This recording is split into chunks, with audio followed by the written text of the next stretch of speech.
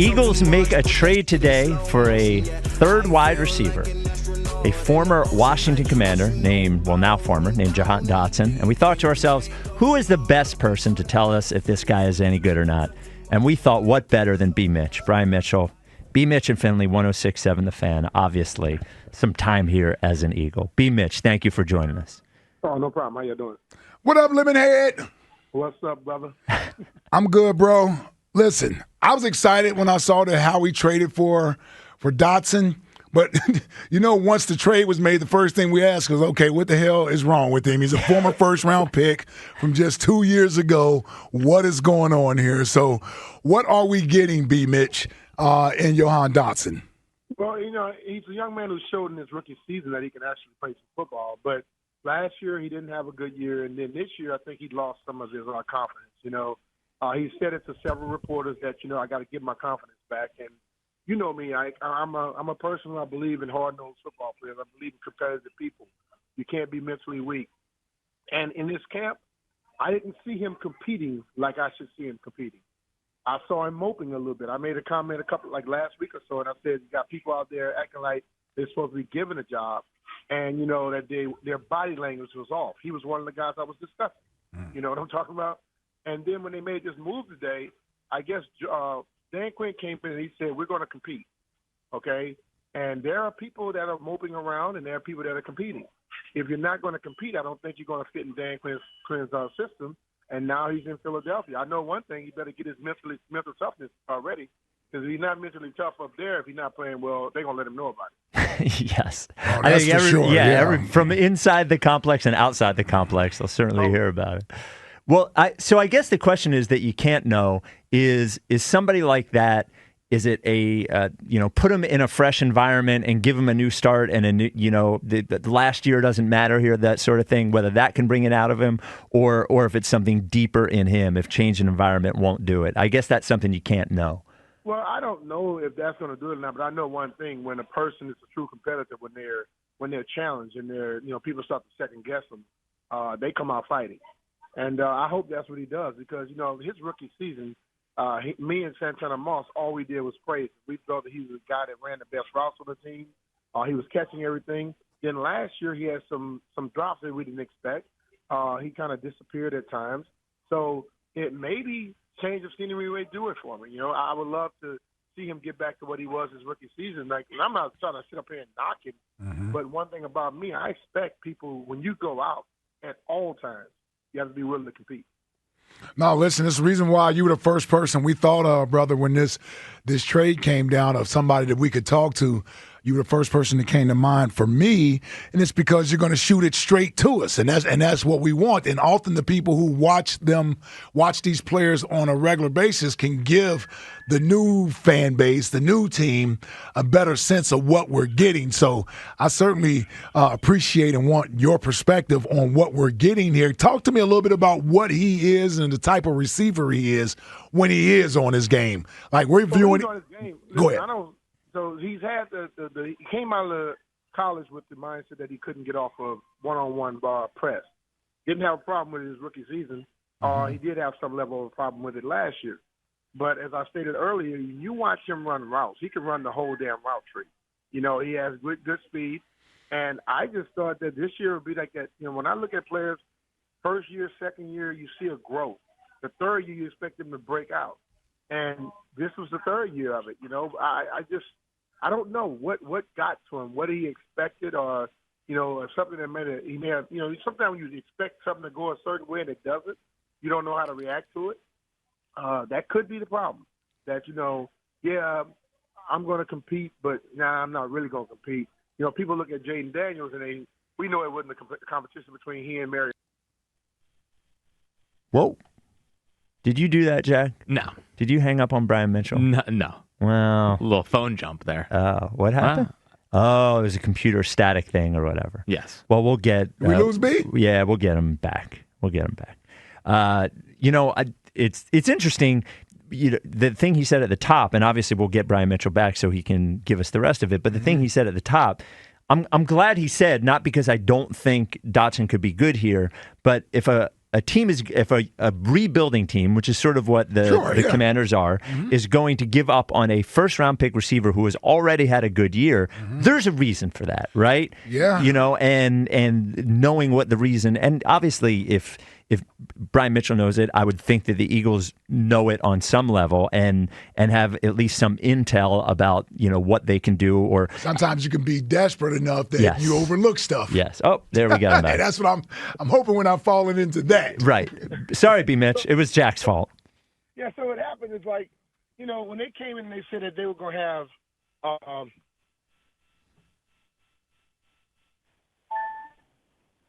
when they said they were going to have competition. Yep. You know what I'm saying? I think some guys felt like, yeah, it won't be me. I don't have to compete. And there are some guys on this team that they're acting like they expected them to get the treatment that, I guess, Jaden Daniels got, or Terry McLaurin, or Jonathan Allen. These guys have proven what they are. And when you drop a guy second overall, he's going to be your starter. We knew it wasn't a true competition between he and Mariota, but there were some other guys who was going to have to compete, you know? And if you look at last year, they went 4-13. How many people is guaranteed a spot on the roster? Shouldn't be many. Yeah, shouldn't be many. Shouldn't be. Yeah. So some of these guys, you know, I was hell over wheels with Jahan his first year.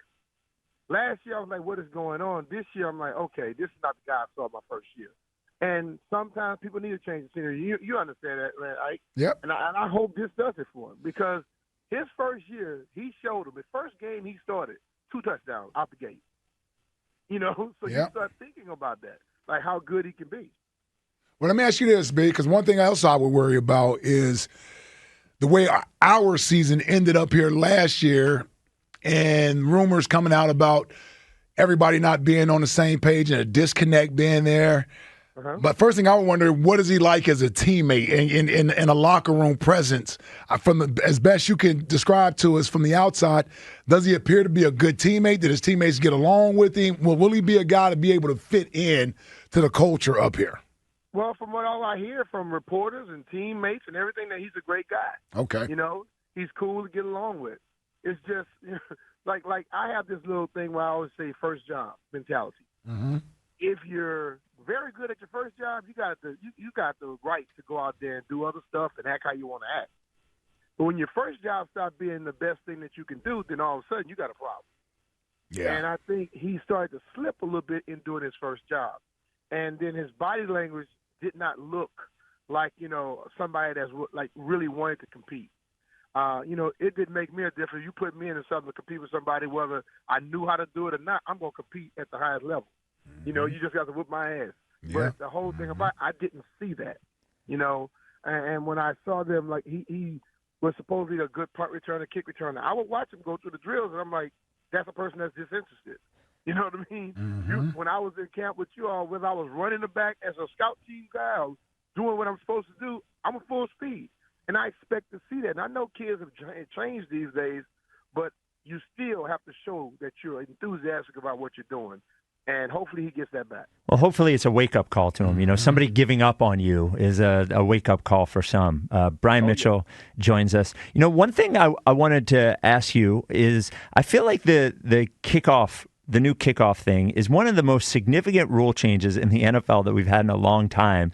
And I've yet to hear anyone really sort of break down the effects that it might have. You obviously are in a good position to do that. You've been back there before. Is there anything you see? One of the things they've said is this should make, you know, maybe we'll get bigger plays out of kickoffs and things like that. Is there anything that you see in it, A, that could lead a team to find a way to take advantage of what's going on here, and B, how it might work itself out through the season? Well, I think it gives the kick return team an advantage, to be honest with you, because the guys that are starting on the 30, but on the 40, the kicking team, you're not getting that much of a momentum. And I think what's going to happen is you're going to see more returners becoming guys that were like my size instead of guys that were the little bitty guys. Because what it now it looks like is more like a running play where you got so many people in a small area, and you have to have guys that can break tackles and still have some breakaway speed. We're watching right now where they're putting the other 9 up between the 40 and the 30 and the 25, and they're putting all the rest of the other 2 guys back. you don't have to put all those guys back. You can put one guy back. You can drop three guys in that little area in between the 25 and the landing area. They call it the 20 and the 30. Mm-hmm. And then you can have guys doing cross blocks and things like that, which I think is going to open it up. I just feel like this. Ike and I play with one of the best special team coaches out there in John Harbaugh.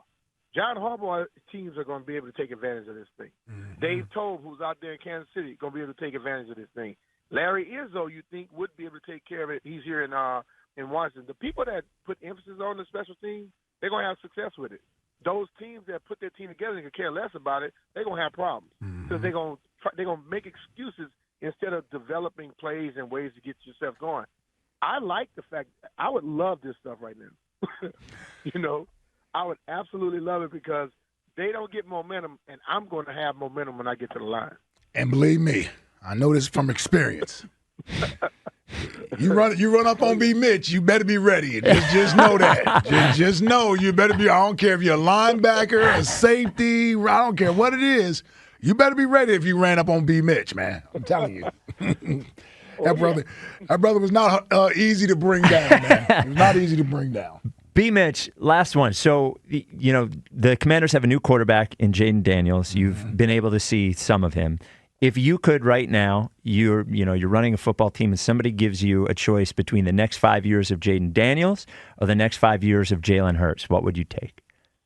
I actually like both of them. But, you know, I think for me at this point where I have a guy who is on that rookie contract, I would probably take Jaden because Jalen is making a lot more money and I can't get a lot of players. That's a good way out of answering it, man. That's very, very skilled of you. I believe the way he works the pocket, he doesn't get the respect for it in Jaden Daniels. Everyone just automatically calls him a running quarterback. This guy gets the ball out of his hands so damn quick, and he works the pocket like he's a true passing quarterback that just happens to be able to run. Yeah, you know. And I think for me, I'm happy with him down here. I'm not going to knock Jalen Hurts. He's done nothing but great things, but I have to go with that money aspect where I can get more players around this guy right now. Yeah, I think y'all got a good one, man. It's about developing him and putting the right players around him and right coaches around him so that he can develop, man. I liked him coming out of LSU. I'm with you. It sucks we're going to have to see him twice a year, and he's going to get better, but I think you got a good one there, man. Before we let you go, brother, I wanted to just throw out there how excited I am that Devin Hester was in the Hall of Fame this past season because you know what that means. It's only a matter of time. It's only a matter of time, bro, that you're going to get your recognition and acknowledgement as one of the game's greatest return men. You're number 2 in all time in total yardage in the league. You got the most kickoff return yards. You got the most punt return yards. You got the second most returns in the league from a punt return or kickoff return status. I'm glad they acknowledged Devin Hester. He was well deserving of it. But you, my brother, you know we've always said this, man. You deserve to be in there too, and I think you're closer to being there. I think Devin broke the seal. I think you'll eventually get in there, bro. Well, I hope so. You know, and I can thank you for somebody that went out there and threw those blocks for me. And I guess many people don't understand. When I was on Ike's team, he tackled me. It was out of excitement. It was out of excitement and love. That's all it was. I still get tackled by my own teammate. All right, B. Mitch. Hey, B, thank you, brother. Thank you. Thank you, man. Brian Mitchell, you can hear him middays at 106.7 The Fan down there in D.C., our sister station, B. Mitch in Findlay. Love B. Mitch, man. One of my favorite teammates. Only got to play with him for 2 years. But he is the reason that I decided to get in sports talk radio. Oh, really? Yes. Well, so I was going to say when we talked about having him on, I was thinking there's a guy in B. Mitch who has done a similar thing as you. Is like he dove in and he decided while he was playing too. He used to do shows while he was on the Eagles. What's his name? Tiki did the same thing. Tiki's a guy too who just you guys were like, I'm going to treat this like a job. Like this is something I really want to do. It's not just something to kill time. And it shows in that you've obviously succeeded. B. Mitch has succeeded. Been doing it. Yep. As well. Tiki as well has succeeded. But it takes that, you know. Yeah. It takes